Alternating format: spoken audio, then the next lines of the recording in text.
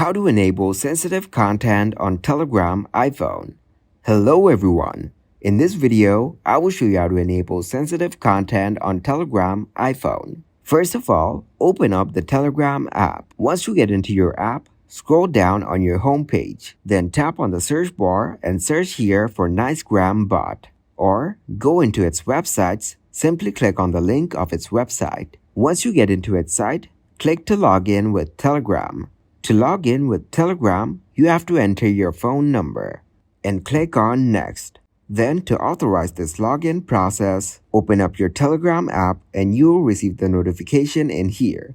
Tap on it and click to confirm it. After that, you will successfully log in to your Telegram widgets. Now you can enable or disable the sensitive content for Telegram. Then click to save the changes you made. Thank you guys for watching this video. Hope you got some value. Make sure to like the video and subscribe to the channel to get notified for new videos. See you in the next one.